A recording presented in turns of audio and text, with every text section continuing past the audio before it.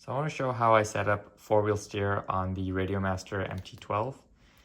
There's another video that someone made where they used global variables and a lot of other things that were a little bit more confusing, and I found a slightly simpler way of doing it. Not saying the other way is wrong, and maybe there's an even simpler way of doing it than what I'm about to show you, but just wanted to show you how I've set it up. But first, let me show you how it works. So I have four-wheel steer here set to this bottom 3-position switch here. So when the switch is all the way down, you can see I have the front wheel steering here, and then the rear works on this thumb steer. And then when I flip the switch to the middle, I have basically, I guess this would be like your mirror steer. The front axle and the rear axle are going the opposite direction, and then if you go all the way out, then it's crab steer. And while it's in these modes, this rear steer does not work because I just don't want it to, fight the input of the steering wheel. So this is turned off, and then if I switch it all the way back to manual mode, then they work. Okay, so to do this, let's go to model, page. So model name, all this can stay the same. In drive modes, this is completely optional, but I only use this to name my drive modes so I know what mode I'm in. So if I go back to the original page, so you can see I'm in manual, mirror, and then crab. So that way I don't have to kind of guess based on the switch position, it tells me. That's the only thing I use drive modes for. You don't need to do any sort of global variable. You don't need to do anything else. The first drive mode, DM0, is the standard mode, so you can't assign a switch to that. But in the other modes, just name it whatever you want and then add the switch to whichever switch you're going to be using to activate that mode. So it's pretty self-explanatory there. Inputs, I haven't changed any of these. These are just telling the controller what inputs to be looking for, and all of them are activated from stock. Mixes, we have channel 1 is going to be your front servo. Channel 2 is your ESC, forward and back. Channel 3, this is where we set up our four-wheel steering. So you can see I've already labeled them and just labeled them the same as what you've labeled your drive modes, just to keep everything kind of straight in your head. So if I go to crab mode is having the rear axle do the exact same thing as the front axle, so the car kind of goes sideways like this mode, right? And so to do that, we're going to have the source be the steering wheel because the steering wheel is going to control both channels. And then you're not going to change anything else here. Just go down to your switch, make sure that the switch is set to the same switch as what you named your drive mode. In this case, it's SA down or all the way out. So that's crab. Then we have mirror mode. And again, your source is going to be your steering wheel.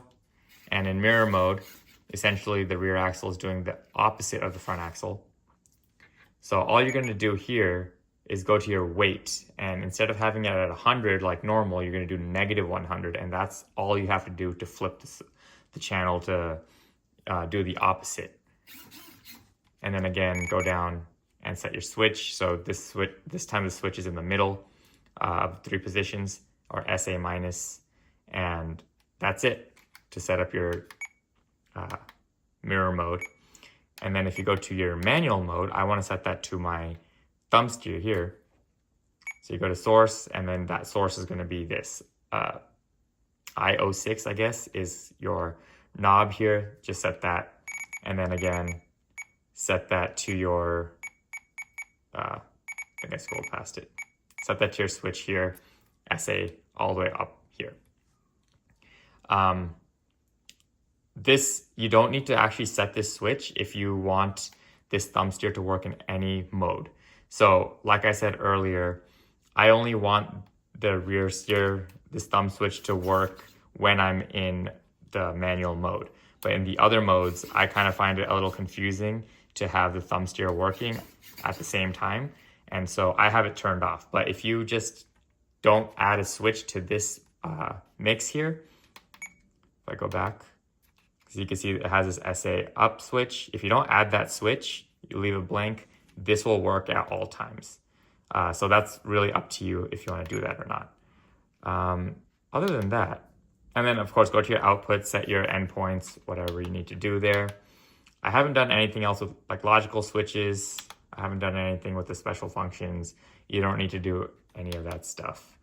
And yeah, that's basically it on how to get that work. Basically everything other than the mixes here is optional. You know, the drive modes, whatever else that I've done. So anyway, yeah, that's an easier way of getting it done. This thumb steer is also super nice. It just makes it a lot easier to reach. This is actually a free design off of Harley Designs. So if you search up Harley Designs MT12 thumb steer, you'll find this. It just screws in using 2 stock screws. And yeah, the only thing to realize is that it does limit your switch quite a bit, or your potentiometer knob, whatever you want to call it. And so when you first set this up, you'll find that if I go to this mode, go all the way, okay. If I go all to this mode, you'll see that it only goes like -30 to +30 because you've cut out so much of that range. Because like, for example, this knob turns a lot more, right? So you're cutting out most of that range. So you could probably adjust that using dual rates or endpoints or some other way. But in my opinion, the easiest way to do this is to just do a calibration. So this is also completely optional. Go to System and then scroll our page back until you see calibration here. And then you're going to hit calibration and enter to start. So your axis midpoints, you'll have 4 axes midpoints. So you have your throttle, your steering wheel, and then both of these 2 knobs. And so you can see when I turn it and go forward, backward. Let me see if I can. You can see that working. I'm actually going to turn this off real quick. There we go. Telemetry lost.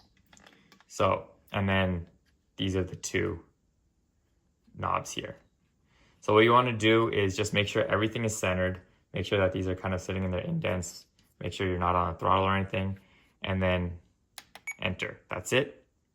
And then move the pot. So basically what this is doing is, if you look real closely at this right box, when I turn this slightly to the right, it goes all the way to the right.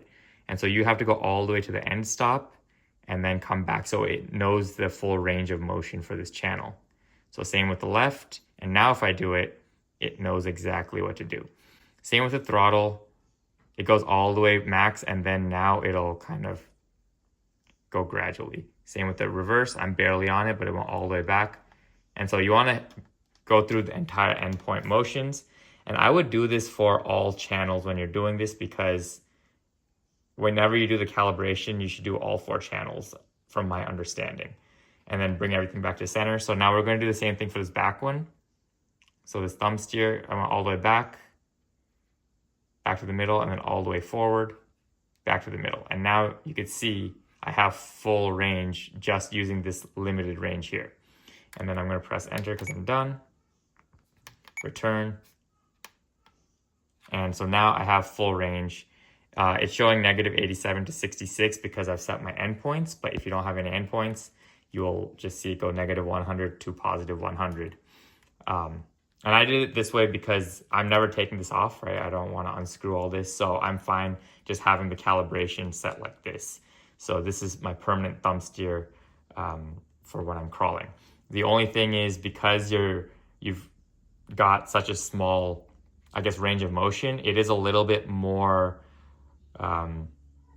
sensitive, I guess, when you're turning, because you don't have a whole lot. Like, for example, this has a lot more travel, right? You don't have a ton of travel with this, so it's a little bit more sensitive. But for a crawler, when you're going pretty slowly and you want that fine control, I think it works perfectly fine. But yeah, that's how I've got this set up. It works really well. And yeah, if you have any questions, let me know.